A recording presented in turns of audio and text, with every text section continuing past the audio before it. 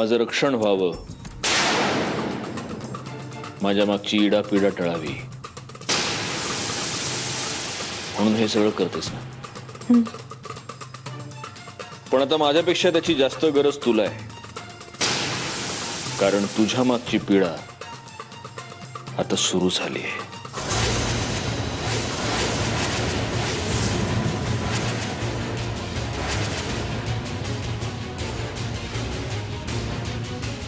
माझा खरेपणा माझ्या पाठीशी आहे, माझा देव माझ्या पाठीशी आहे. मग मी कशाला त्या पिढीची चिंता करू. छान वाटतं तू हे असं सगळं बोलतेस तेव्हा, छान वाटतं ऐकायला. पण मला नाही वाटत तुझा देव यावेळी तुझी फारशी मदत करू शकेल. पेटून उठून सूड घेतो तोच खरा पुरुष, हो ना? बरोबर आहे. आणि मी मूर्ख इतके दिवस तुझ्या पापांची शिक्षा स्वतःला करत राहिलो, स्वतः त्रास भोगत राहिलो. आज मला कळलं की हा खरा पुरुषार्थ नव्हेच. ठीक ठीक, आता पुरुषार्थ सिद्ध करण्यासाठी प्रेम तरी करायला हवं किंवा सूड तरी उगवायला हवा. स्वतःच्या मनाची कितीही समजूत घातली तरी तुझ्यावर प्रेम नाही करता येणार. आता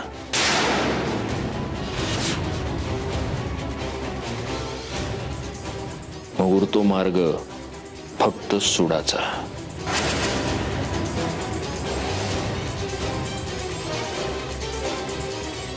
माझ्या सुडाचा प्रवास आता सुरू झालाय मंजिरी.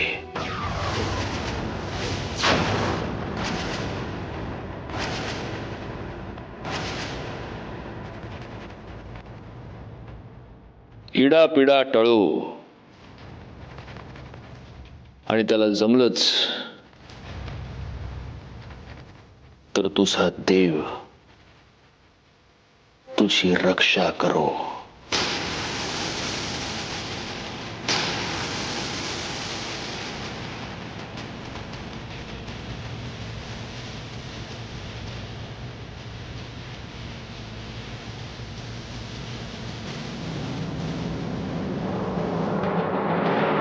हे बघा, लीगल पेपर सगळे तयार आहेत आणि आता तुम्ही नाही. पण ते नेमका तुमचा प्रॉब्लेम काय?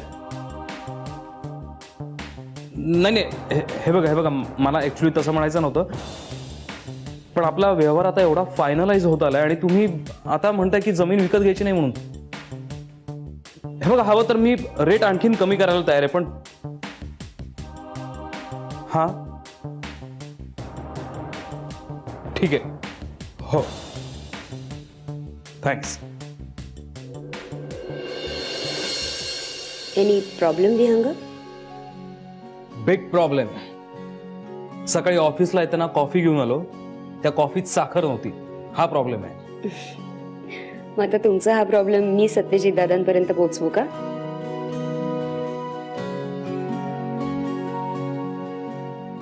काय करावं ना काही कळत नाही मला. नक्की काय घडलंय? आपण ग्रीनफील्ड नावाच्या अमेरिकन कंपनीसाठी जमिनी विकत घेऊन करोडो रुपये गुंतवलेत, जे आपण व्याजावर उभे केले होते. पण आता या दादा होळकरमुळे त्या ग्रीनफील्डची असलेलं आपलं डील संपलं. पण मग त्या कर्जाचं काय? म्हणून मग त्यावर सत्यजितने असा उपाय शोधून काढला की त्या ज्या जमिनी आहेत त्या दुसऱ्या एखाद्या बायरला विकायच्या आणि ते कर्ज नील करायचं. पण व्याज तर आहेच ना, त्याचा तेवढा लॉस आपल्याला सहन करावा लागणार. दुसरा ऑप्शन नाही आपल्याकडे. पण मग त्यासाठी सुद्धा एक बायर तयार झाला होता आणि डील ऑलमोस्ट फायनल होत आलेलं.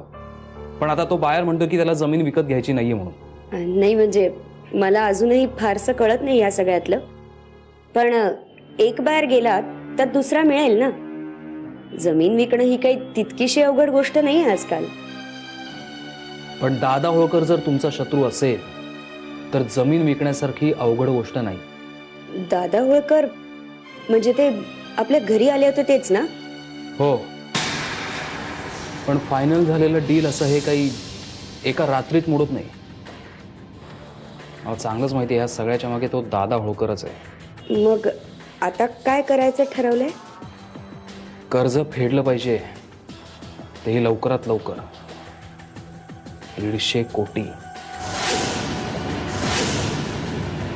काय? कसं पण काय करणार होत आता आपण? बघू, आत्ता तरी कोणी समोर दिसत नाही, पण लवकरात लवकर जर काही केलं नाही ना तर मग. म्हणजे जर आपण नाही फेडू शकलो कर्ज तर काय होईल?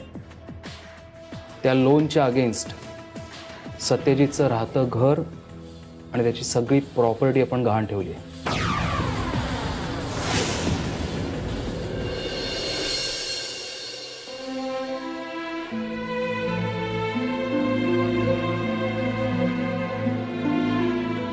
काय झालं? बोलवलंस का? हो प्रिया, त्या पाठारे डॉक्टरांनी सांगितलं ना तसं सूप बनवलंय मी यांच्यासाठी. त्यांना नेऊन देतेस प्लीज? हे सांगायला बोलवलंस? हो. पण मग तूच नेऊन द्यायचंस ना. नाही, मी दिलं असतं, पण उगाच जेवणाआधी त्यांच्या तोंडची चव नको जायला ना. बरं, नेऊन देतेस प्लीज? हो. थँक्स.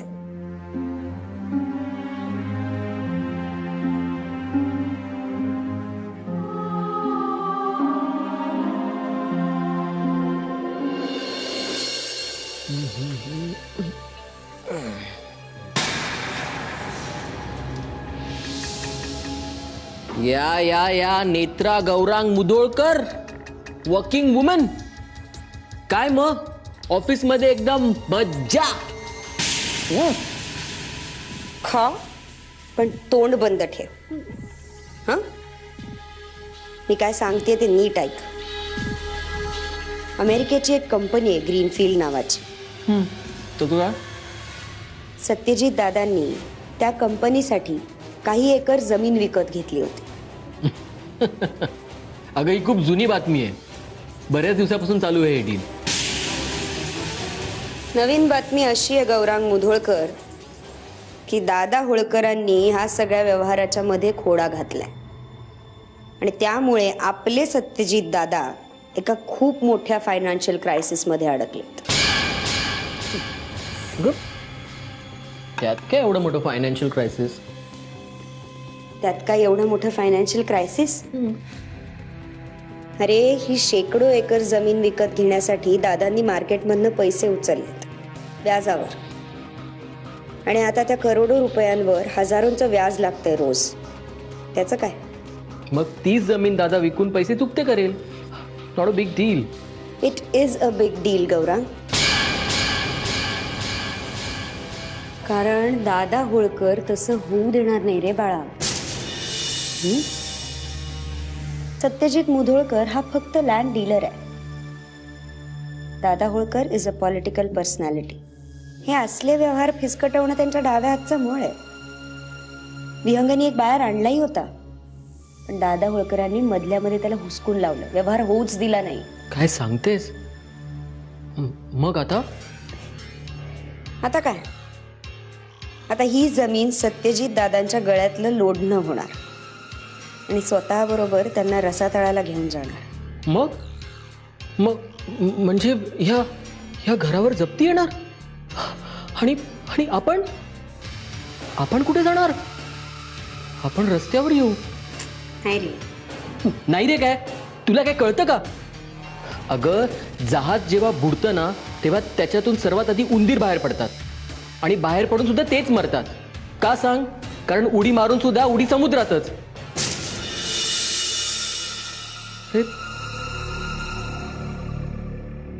आता आपण काय करायचं?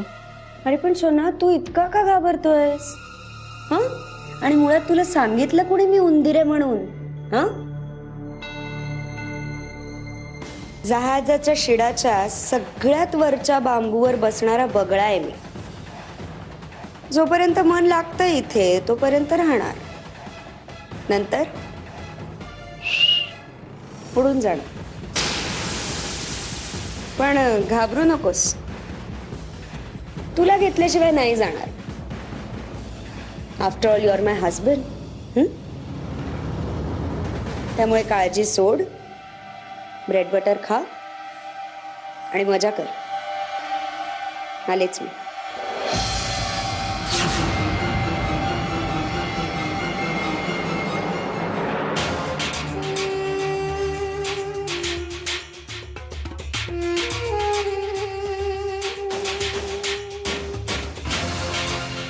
Soup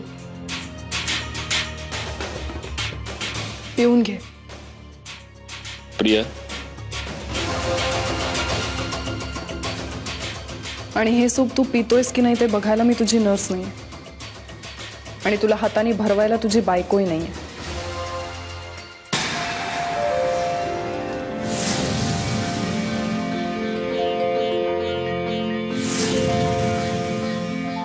I am sorry.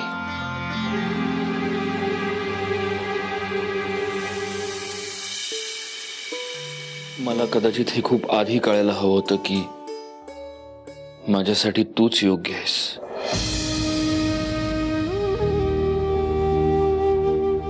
पण त्यावेळी काय झालं होतं माहिती नाही, डोळ्यावर झापडं बांधली होती कदाचित. हे तू बोलतोयस? आता तरी मला हे सगळं बोलू दे प्रिया. तू माझ्यावर किती प्रेम करतेस. लग्नाआधी तू जेव्हा मला हे सांगितलं होतंस तेव्हा मला हे कळायला हवं होतं. लग्न झाल्यानंतर एखाद्या मुलीवर प्रेम करण्यापेक्षा जी मुलगी माझ्यावर प्रेम करते तिच्याशी जर लग्न केलं असतं तर सुखात नसतो का राहिलो. पण त्यावेळी नाही कळलं. हे काय बोलतोयस तू? बघ ना, आजपर्यंत तू एवढं सगळं केलंस माझ्यासाठी, कधी एका पैशाची सुद्धा तक्रार नाही केलीस. पण मी आता आज सकाळी सुद्धा मी तुझ्याशी जे काही वागलो, जे बोललो, त्याची आता मलाच लाज वाटते. शक्य झालं तर मला माफ कर प्रिया, प्लीज मला माफ कर. मी खूप मनापासून बोलतोय प्रिया, करशील ना मला माफ? मुळात तू माझा अपराधी आहेस असं नाही वाटत मला. मी काय तुला माफ करणार? हा तुझ्या मनाचा मोठेपणा झाला. तू आता फक्त लवकर बरा हो. मला एवढंच हवंय, बाकी काही नाही. तेच खूप आहे माझ्यासाठी. सत्यजित, मला तुझ्याबद्दल काय वाटतं ना, हे मी सांगूच शकत नाही. प्रेम हा शब्द सुद्धा खूप छोटा आहे माहितीये. हे जे सगळं मला वाटतंय ते तुझ्यापर्यंत पोहोचवायला. तुला सांगायची गरज नाहीये, मला कळलंय.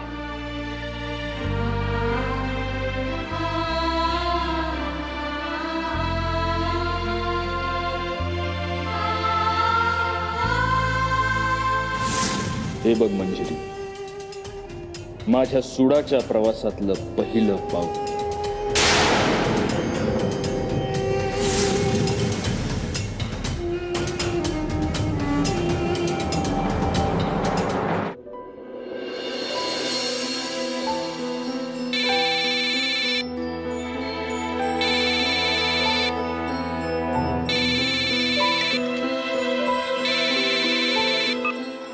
हॅलो. हाय, कशी आहेस? काय चाललंय? काय नाही अगं, यांच्यासाठी नाश्ता बनवत होते. डॉक्टरांनी सांगितलंय ना त्या पद्धतीने. बोल ना, काय म्हणते? जीजूंची तब्येत कशी आहे? हां अगं, ते फिजिओथेरपिस्टची ट्रीटमेंट सुरू केली आहे त्यांना आता. तुझ्या हातचा नाश्ता चालतो का त्यांना? हो चालेल, म्हणजे तसं तसा काही प्रॉब्लेम नाही. तू बोल ना, काका काकू कसे आहेत? ठीक आहे. दी, मला जरा बोलायचं होतं तुझ्याशी. हां बोल ना. म्हणजे खूप आठवण येते ग तुझी. काकूलाही तुझ्याशी खरं तर बोलायचं होतं, पण काका घरात असल्यामुळे. हां मधुरा, मी नंतर करू का तुला फोन? हां नंतर करते जरा. बाय. Okay bye.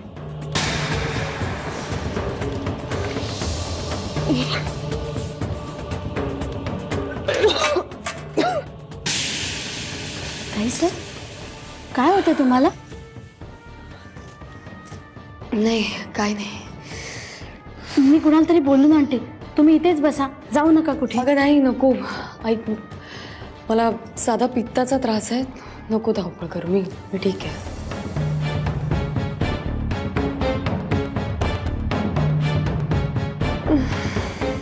ओ ताईसाहेब, असं कसं? तुम्ही इथेच बसा, मी आता लगेच आले बोलून. बसा इथेच. नाही नको. मीरा, अगं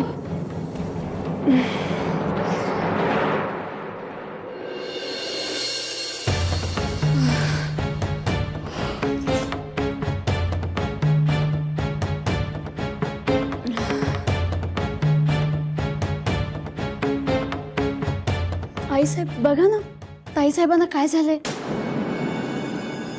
काय झालं तुला अचानक? नाही, काही विशेष नाही आई. मगाच त्यांना कोरड्या उलट्या होत आहेत. कोरड्या उलट्या? वय तो हे आत्ता सांगतेस मला? नाही, मला बी आताच समजलं ना. घरातल्या बाकी कोणाला सांगितलेलं नाही असं? आई अहो नाही, फार विशेष नाही, काही जरा पित्ताचा त्रास होतोय फक्त. मीरा, डॉक्टरांना फोन कर. आई अहो फार काही विशेष नाही झालाय मला. घरातलं जनावर जरी आजारी पडलं ना, तरी उपचार होतात आम्हा मुधोळकरांच्या घरात. तू तर नावाला तरी का होईनास मुधोळकर आहेस. मीरा, डॉक्टरांना बोलवून घे. वय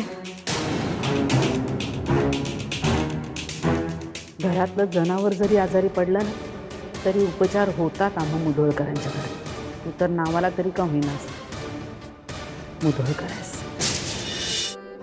हाय, गुड मॉर्निंग. ही बघ, ही मस्त फुलं आणि हे खूप छान पुस्तक मी तुझ्यासाठी आणलंय. लव्ह स्टोरीज आहे, वाचून बघ, तुला आवडेल. थँक्स. अरे थँक्स काय त्यात? आता बघ, आजपासून तुझ्या आजूबाजूला फक्त सुंदर गोष्टी असणार आहेत. माझ्या आजूबाजूची सगळ्यात सुंदर गोष्ट तू आहेस.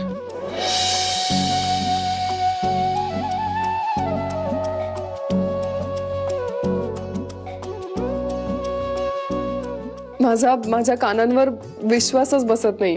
माझ्या आजूबाजूची सगळ्यात सुंदर गोष्ट तू आहेस.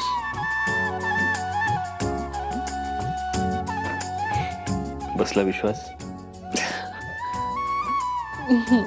आता हे असं ऐकण्याची सवय करून घे प्रिया. खरं सांगू, इतके दिवसापासून हवं असलेलं सुख असं अचानक पदरात पडल्यावर भरून येतं. मला कळतच नाहीये की मी कोणाला सांगू, काय सांगू, का अख्ख्या जगाला ओरडून सांगू. हे सुख तुला द्यायला मी खूप उशीर लावला ना प्रिया.